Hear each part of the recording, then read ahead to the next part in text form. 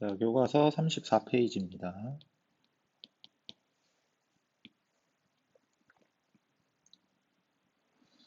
자, 동아시아 세계 형성. 이제 앞으로 지금 이 교과서의 그 뭐랄까 형식상 동아시아의 역사를 중심으로 한번 쭉 나갈 거예요. 거의 근대 이전까지의 시기를 어, 나가게 될 건데 동아시아라고 하면은 주로 우리나라, 중국, 일본이겠지. 이 한 나라, 한국, 중국, 일본의 역사를 거의 근대 직전까지.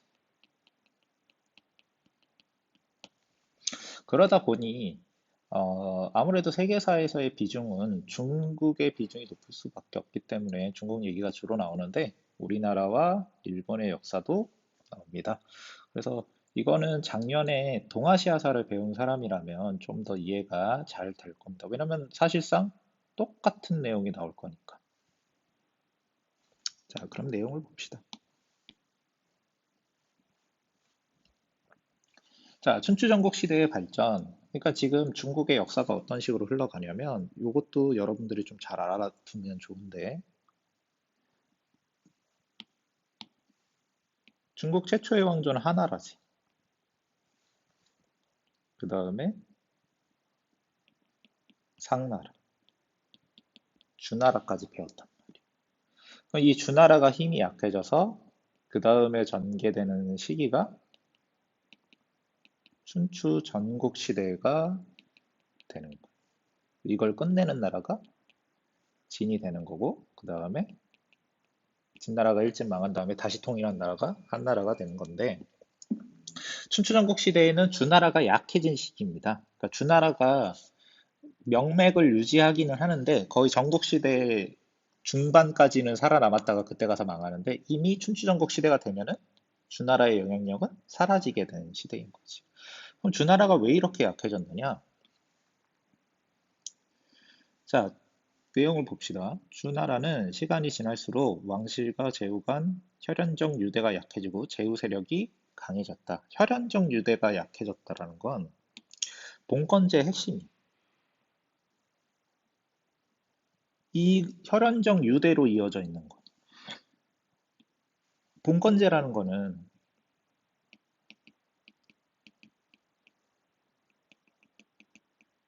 봉건제라는 거는 왕이 있으면 왕의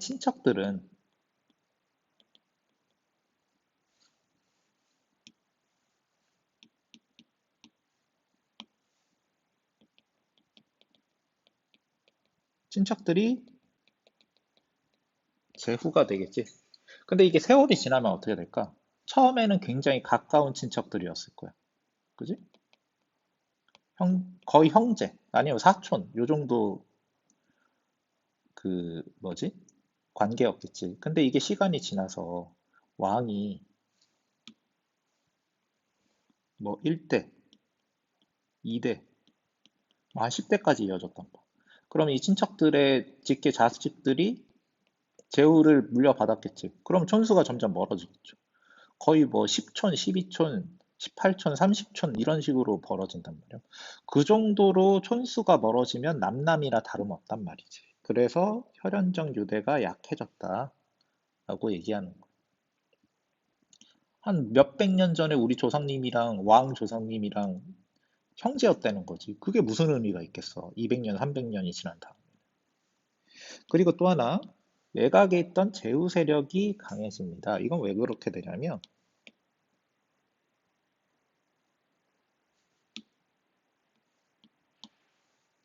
주나라 영토가 이렇게 있었단 말이에요. 그러면 주나라의 왕실은 이 영토를 다 다스리는 게 아니에요. 핵심 지역만 다스려. 나머지는 제후들이 다스리겠지. 근데 제후들이 처음에 받은 땅은 조금밖에 안 되는데, 얘네가 주위에 주나라의 영토가 아닌 지역을 얘네들이 확장해 나가면서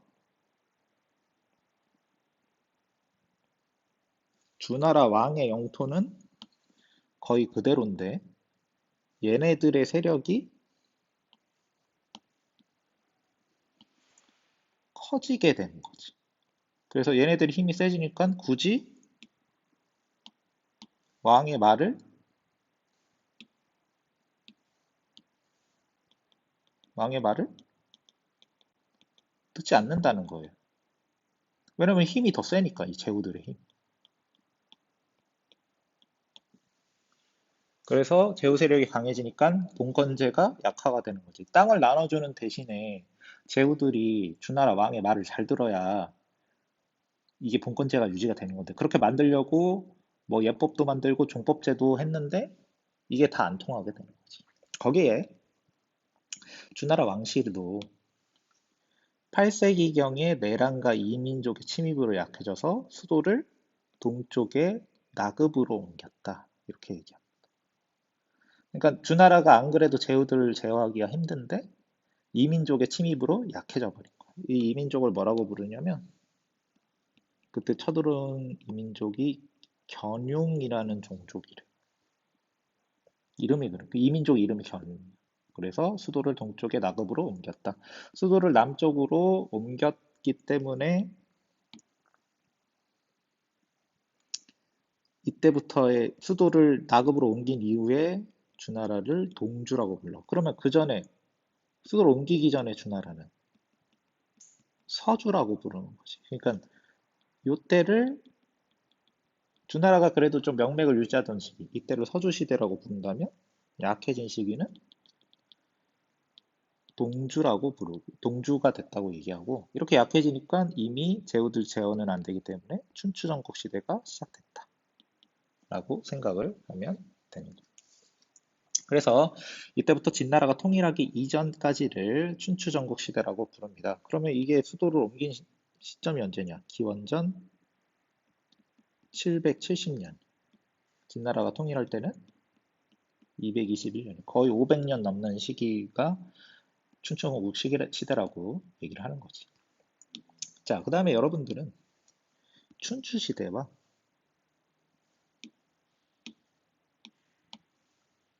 춘추시대와 전국시대를 구분을 해줘야 합니다.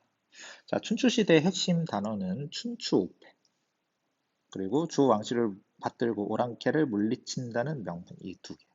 춘추시대가 되니까 수많은 제후들 중에 강력한 제후가 한 명씩 나타나서 다른 제후들을 주도하게 돼. 원래는 그렇게 제후들을 관리하는 건 주나라 왕의 역할이었는데 주나라는 아까 얘기했던 힘이 약해졌기 때문에 주왕의 힘은 약해지고 제후들 중에서 패자라는 애가 나타나. 얘가 이제 주나라 왕이 하던 일을 대신하는 거야. 막 뭐 말 안 듣는 제후 혼내주고, 뭐 이민족이 침입하면 뭐 혼내주고. 대신에 얘네는 명분이 뭐냐? 나는 내 멋대로 깡패같이 하는 게 아니고 어디까지나 주나라 왕실을 받들 뿐이야. 라고 자기네 명분을 챙기는 거지. 근데 이런 패자가 춘추 시대에 5명이 나온 거야. 그래서 춘추 오패라고 얘기합니다. 춘추 오패는 누가 있냐면 이게 책마다 사료마다 얘기가 다른데 이 교과서에 표시된 바로는 뭐 진나라, 제나라, 초나라, 오나라, 월나라 이렇게 얘기하는데 뭐 제나라의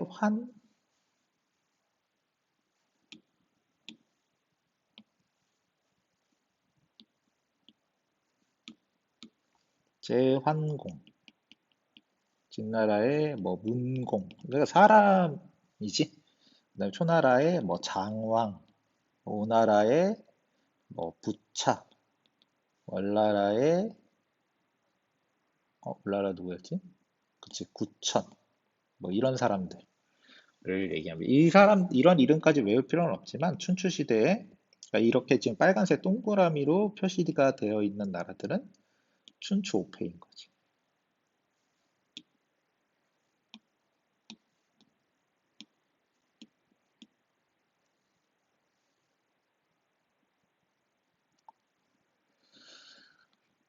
자, 그다음에 주 왕실을 받들고 오랑캐를 물리친다는 명분, 이거를 네 글자로 줄을 뭐라고 부르냐면 존왕양, 양이 왕을 존경하고 이민족을 물리친다 뭐 이런 뜻이에요. 자, 그러다가 전국시대가 되면은 누가 출현하냐면 전국치룽이라는 애들이 나타나네. 그래서 이제는 약육강식이라고 불러. 그러니까 차이가 뭐냐면 춘추시대까지만 해도 그래도 주나라 왕을 받든다는 명분이라도 있잖아. 그러니까 주나라 왕실의 권위가 아직은 좀 남아있는 거야. 근데 이제는 그런 게 없어. 뭐 주나라 왕실을 받든다 이런 거 없고 그냥 약육강식이야. 우리가 힘이 세니까 너네 다 잡아먹겠다. 춘추 5패는 그렇게 막 대놓고는 안 잡아먹는단 말이야. 그래서 더 살벌해진 시기가 되는 거지. 자, 그래서 이 과정에서 도시국가는 전국시대가 되면 영토국가로 통합이 되고 봉건제가 9년제로 바뀌었다. 선생님, 봉건제가 약해졌다고 이미 얘기해놓고 춘추시대에 9년제로 바뀌었다는 건 무슨 얘기입니까? 무슨 얘기냐면 주나라의 힘이 약해서 이미 봉건제는 붕괴가 됐지. 근데 여기 보면은 전국 칠웅이라는 나라들이 있잖아. 이 네모나게 표시가 되어 있는 나라들이 전국 칠웅이거든. 그러면 춘추 5패 표시도 있고 전국 칠웅 표시도 있는 나라는 뭐겠어? 춘추 5패도 했었고 전국 칠웅도 된 강한 나라라는 거지. 얘네들 나라 안에는 어떻겠어? 얘네들도 각자 나라 안에서는 봉건제를 실시했었단 말이야. 근데 이제 그런 식으로 나라를 관리할 수 없어. 그래서 새롭게 이제는 영토를 다스릴 때 제후를 파견하는 게 아니고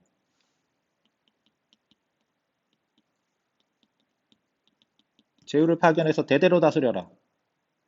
왕의 친척들을 보내서. 이건 봉건제겠지. 근데 이제 관리를 파견해서 네 임기 동안만 다스려라. 이게 군현제라고 얘기할 수 있어. 자, 그다음에 남쪽에 위치한 제국의 발전으로 창장강 이남이 개발됨에 따라 주의 문화가 점차 남쪽으로 퍼졌다. 이건 무슨 얘기냐면 여기 보이듯이 춘추 5패 중에 세 나라가 창장강 이남 지역에 있었던 나라고 그리고 전국 층용 중에 하나인 초나라도 창장강 이남 지역에 있었던 나라이기 때문에 여기에도 주나라의 문화가 퍼졌다는 거예요. 왜냐하면 서주시대, 주나라가 그래도 힘이 있었던 시대에는 영토가 이렇거든. 그러니까 창장강 이남 지역에는 안 퍼졌단 말이에요. 여기를 화북 지역이라고 부릅니다. 여기에는 문화가 안 퍼졌는데 이제 제후국인 초나라, 오나라, 월나라 이런 애들이 이민족들이 중국의 문화를 받아들여서 자기들만의 국가를 만드니까 여기에도 주나라의 문화가 퍼졌다는 거지. 자, 그래서 교과서 내용을 정리를 좀 해보자면 이렇게 볼 수 있겠지. 자, 아까 했던 거 그대로 반복을 하는 거. 자, 춘추전국 시대는 배경이 뭐냐? 주나라 왕실이 쇠퇴했다는 거. 봉건제가 약해졌지. 혈연적 유대감이 약해졌어. 촌수가 멀어지니까. 그리고 외곽에 있었던 제후들이 자기네들 영토를 넓히면서 강성해지니까 봉건제가 약해졌어. 거기에다가 견웅의 침입까지 일어나게 되니까 수도를 옮기고 나서는 주나라 왕실이 근거지를 상실했기 때문에 힘이 약해지는 거지. 그 틈을 타서 제후들은 자기 멋대로 행동하게 돼서 이때부터 주나라가 천도했던 시기 770년, 기원전 770년에서 기원전 221년까지 진나라가 통일할 때까지의 시기를 춘추 전국 시대라고 부른다. 그래서 춘추 전국 시대는 당연히 춘추 시대와 전국 시대로 나뉘어지겠지. 춘추 시대는 770년에서 403년까지의 시대. 자, 이 시대의 특징은 뭐냐? 춘추 5패가 나타났어. 뭐 제황공, 진문공 뭐 이런 사람들 아까 지도에 표시했던 그지? 요 동그라미로 표시된 나라들. 이 나라들이 춘추 5패가 있는데 얘네들은 그래도 아직 주나라 왕실의 권위를 조금이나마 존중했기 때문에 존왕 양위를 내세우지만 전국시대가 되면 이제 그런 게 없고 약육강식의 시대가 되고 봉건제는 이제 더 이상 취급을 안 해. 군현제, 관리 파견을 다스리려고 하고 영토국가로 발전했다. 이렇게 얘기하는 거지. 전국 칠흥도 7개의 나라를 얘기하는 거예요. 뭐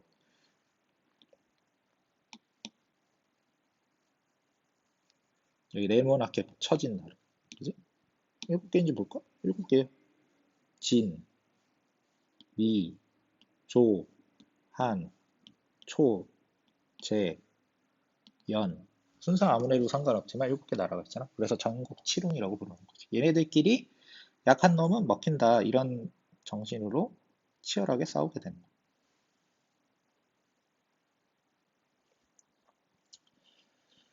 자, 그럼 이 춘추 전국 시대에 이제 중국 사회는 어떻게 변화가 되었느냐? 이것도 봐야겠지.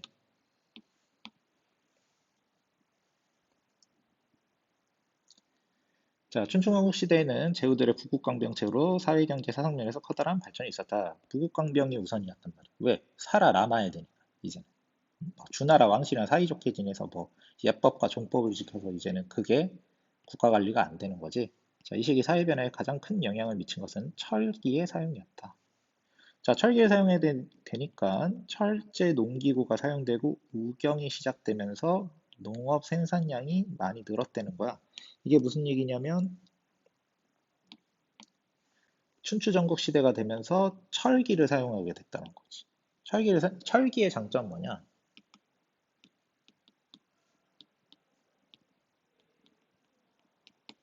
청동기는 제작이 쉬워. 제작이 쉬워. 왜?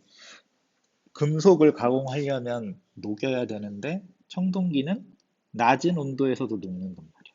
근데 단점이 있어. 단점은 뭐냐면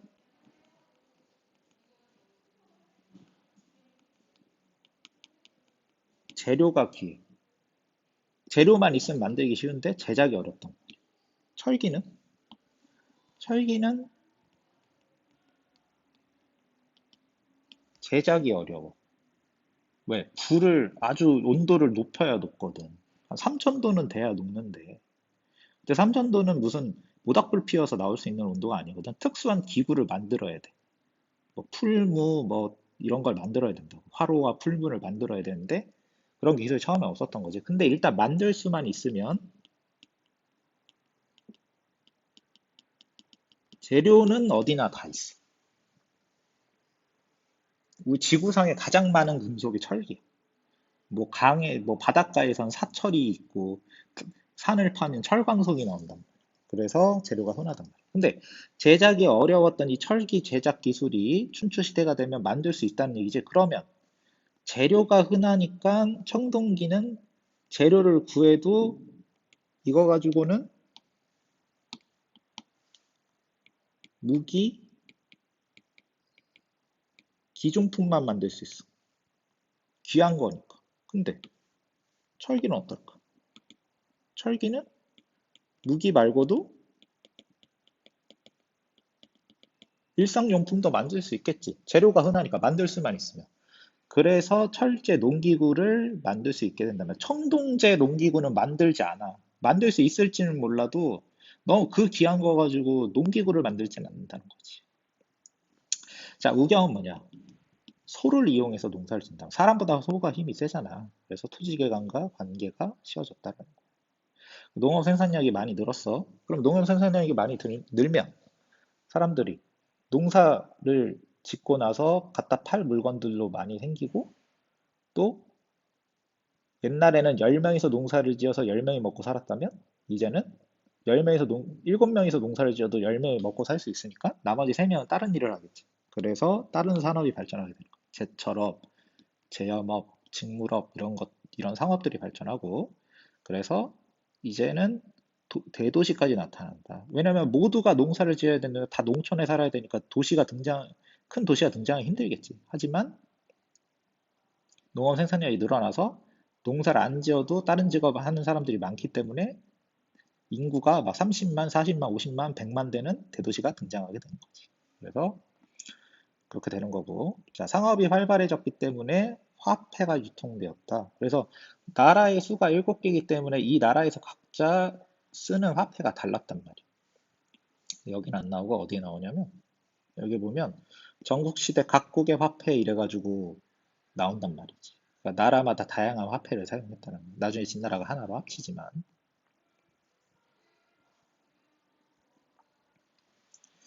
자, 또한 토지 사유화가 진전되어 소농민 가족이 사회의 기초 단위가 되고 이러한 변화를 바탕으로 신분질서가 재편돼서 산업공상이라는 개념도 나타났다.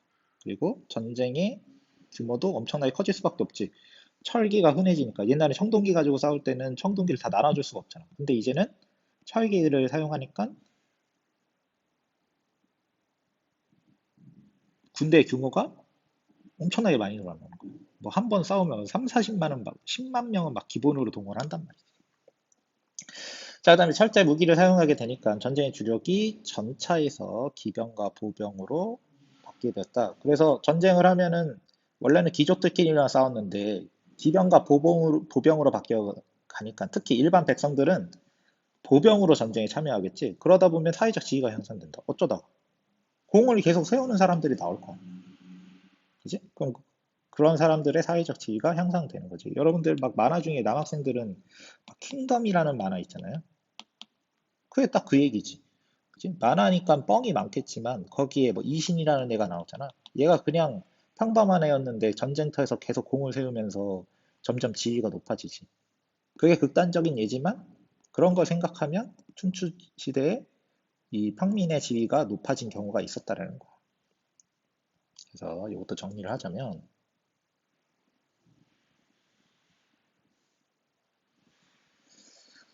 자, 여기 보면은 춘추 전국시대 변화 어떻게 됐냐. 자, 이제 영토 국가로 발전하면서 전체 영토를 다 관리하는 국가가 되는 거예요. 그래서 봉건제에서 이제 군현제로 국가를 다스리는 제도가 바뀌게 되는 거지.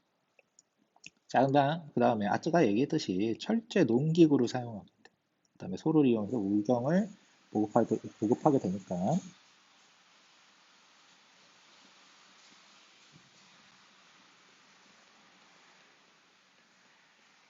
농업 생산력이 엄청나게 높아지는 거지. 그 다음에 상공업도 발전하고 대도시도 등장을 하고. 자, 그 다음에 사회를 보면은 토지 사유화가 되었다. 그럼 그전에 어떻게 했는데? 그전에는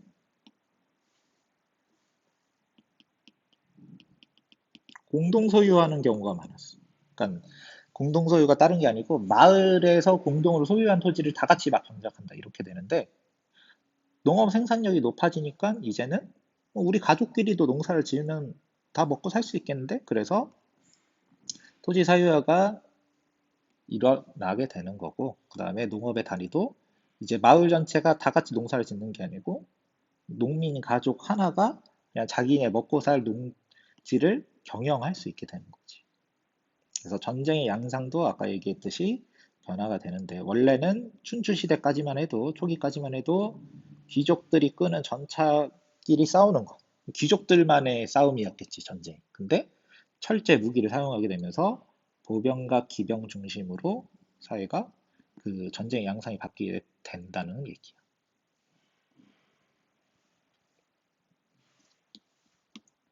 자, 그다음에 페이지를 넘겨서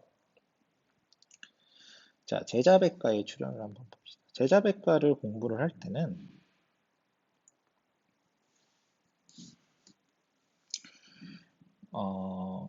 봐야 되는 게 뭐냐면 첫 번째 제자백과 1. 어떻게 하다가 제자백과가 출현했는 거지. 두 번째 어떤 종류가 있었냐는 거지. 세 번째 대표 인물이 누구냐는 거야. 근데 제일 먼저 알아야 될 것은 당연히 제자백과가 뭐냐는 거지. 그치? 제자백과는 춘추전국 시대에 출현한 다양한 사상가와 학파를 이야기합니다. 굉장히 혼란기잖아. 그럼 이 혼란기를 끝내야 될 거 아니야. 누가 끝낼 거냐? 어떻게 끝낼 거냐? 거기에 대한 방법은 수백 가지가 생기는 거야. 이런 걸 주장하는 애들이 누가 나타나느냐? 이제 옛날에 전통적인 제후나 귀족들이 나오는 게 아니고 사계층이 나타나서 이런 걸 제시한다라는 거지. 그래서 제자백과의 출현 배경은 사계층이 출현했기 때문이다. 물론 근본적인 원인은 사회가 혼란했기 때문이었겠지. 그치? 자, 그러면 제자백과의 종류는 누가 있냐? 대표적으로 유가, 법가, 도가, 묵가. 얘네 말고도 많은데 가장 대표적인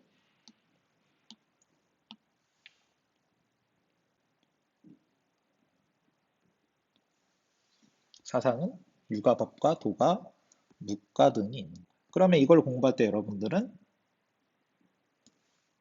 어떤 걸 봐야 되느냐? 자, 아까 얘기했듯이 대표 인물을 봐야 되고 이 사상의 핵심을 알아야 되는 거죠. 구분할 줄 알아야 되니까. 자, 그럼 봅시다. 자, 먼저 육아. 육아는 지금의 유교지. 유교는 뭘 중시했느냐? 가족 윤리를 중시. 그래서 도덕 정치를 주장했다. 잠시 후 11시 시청관측에서 혁신연구부, 교육과정부, 학생안전부, 진로상담부, 자연과학부, 예체능부, 이학연구 선생님들을 대상으로 교직원 회의가 진행될 예정입니다. 부서별 지정석은 없으나 선생님들께서는 마스크를 착용하시어 좌석 끝바로 홀수 자리에 앉으시길 바라겠습니다. 잠시 후 11시 시청관측에서 혁신연구부, 교육과정부, 학생안전부, 진로상담부, 자연과학부, 예체능부, 이학연구 선생님들을 대상으로 교직원 회의가 진행될 예정입니다. 부서별 지정석은 없으나 선생님들께서는 마스크를 착용하시어 좌석 끝바로 홀수 자리에 앉으시길 바라겠습니다. 자, 갑자기 방송이 나와서 끊어졌는데 계속 봅시다. 자, 육아는 사상의 핵심은 어차피 뭐 미리 적어놓은 게 있으니까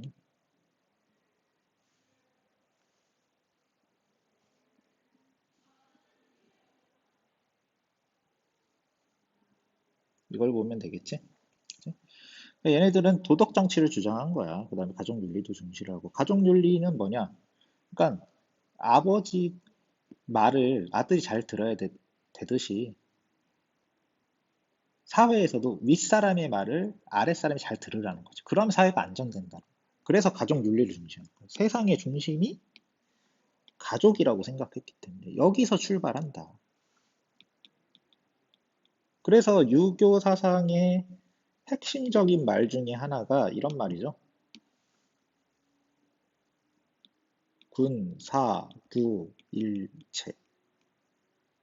왕과 스승과 아버지는 똑같다. 아버지를 모시듯이 스승을 모시고 스승이나 아버지를 모시듯 왕한테 충성하라는 거지. 이 가족윤리가 중심이라는 거. 그래서 도덕 정치를 주장했고. 그래서 이 유교의 대표적인 인물이 누구냐? 공자. 공자, 맹자, 순자. 이 사람들이 육아의 대표적인 인물이라는 거. 자, 그래서 이 육아 사상은 나중에 유교로서 중국 사상의 주류가 되는 거지. 자, 그다음에 법가가 나오는데 법가를 봅시다. 법가는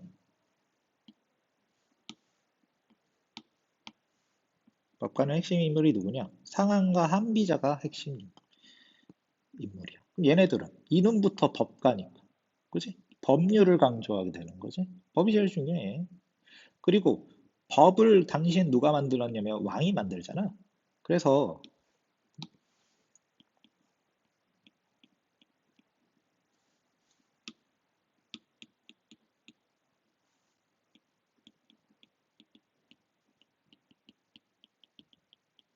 군주의 권위를 굉장히 강조해. 군주의 권위가 살지 않으면 군주가 만든 법도 필요가 없어지잖아. 그래서 이것들은 왕권의 확립을 강력하게 만들고 싶은 제후들로부터 환영을 받게 되는 거예요. 그다음에 상한과 한비자가 대표 인물이라고 했는데 한 명 더 나옵니다. 이사라는 인물이 있어. 이 사람도 굉장히 중요한 인물이야. 자, 그다음에 도가. 자, 도가는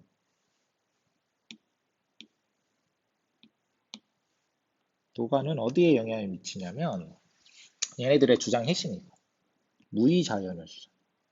노자와 장자가 주장을 했는데 무의자연은 뭐냐?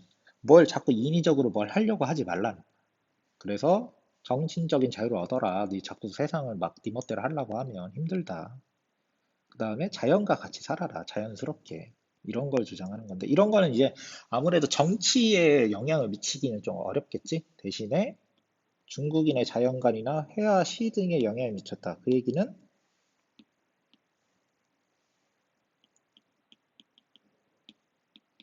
예술과 종교에 좀 더 영향을 미칩니다. 얘네들은. 자, 그다음에 마지막으로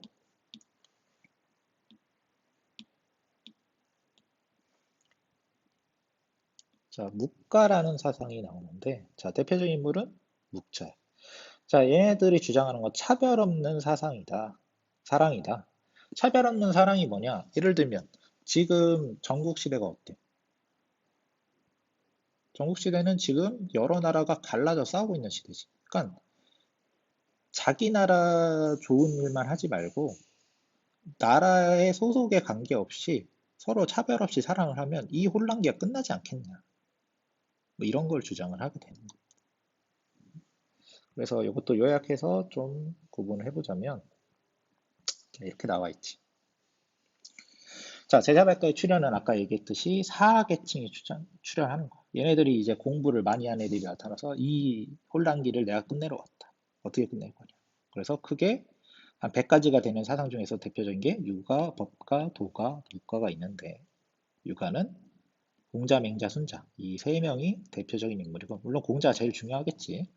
도덕 정치와 가족 윤리를 중시했다라고. 그 다음에 법가는 대표적인 인물이 상황, 한비자, 이사 이 세 명인데 한비자랑 이사는 사실 같은 스승 밑에서 뭐 공부했던 애다 뭐 그런 얘기가 있어. 누구 밑에서 배웠냐고? 생뚱맞게 순자한테 배웁니다. 순자한테 배웠는데 순자는 유교 사상인데 얘네들은 이제 순자의 사상을 좀 바꿔서 법가 사상으로 가게 되는 거. 자, 얘네들은 아까 얘기했듯이 군주의 권위를 존중하고 엄격한 법을 주는. 그러다 보니 군주에게 환영을 받게 돼. 그다음에 도가는 무의자연, 정신적 자유, 인위적으로 뭘 하려고 하지 마. 자연스럽게 살자. 그래서 이런 사상은 중국인의 예술 종교에 영향을 미쳤다. 그래서 중국인들 우리나라도 그렇지만 맨날 산수화 그리고 그러잖아. 그게 뭐에 영향을 받았냐면 도가의 영향을 받았다라고 얘기할 수 있지. 그다음에 육가는 차별 없는 사랑을 주장합니다. 너네 막 맨날 전국 칠웅이니 춘추 오팽 이렇게 나눠 싸우지 마라. 차별 없이 사랑해라. 그러면 이 혼란이 끝나지 않겠냐. 그다음에 그 이외에도 뭐 병가, 종인가, 명가 뭐 이런 뭐 사상들이 많이 등장을 한다고 하는데 뭐 제자 백가니까 100가지가 넘는 사상인데 중요한 건 이 네 가지라. 그 외에도 얘네들이 있었다 정도로 생각을 하면 되겠어요. 자, 그다음에 교과서 밑에 보면은 이런 내용들을 역사 공부할 때 여러분들이 잘 읽어야 돼요. 이런 것들이 시험 문제를 낼 때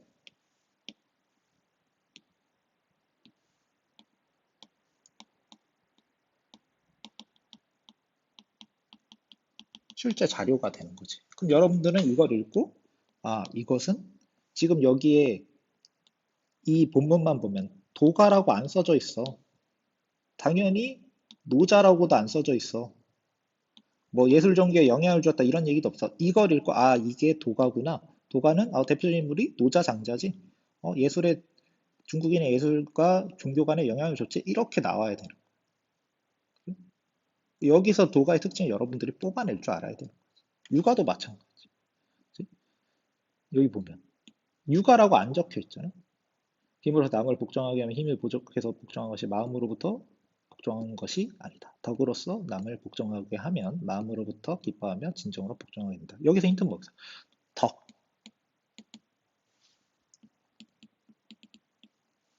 육아의 특징이 덕치주의잖아. 얘네 덕을 얘기하죠. 육아가 있구나 이렇게 생각해야 돼. 여기도 마찬가지야. 법을 자꾸 강조하잖아. 법가겠네? 이렇게 생각을 해야 된다는 거지. 자, 오늘은 여기까지 하겠습니다.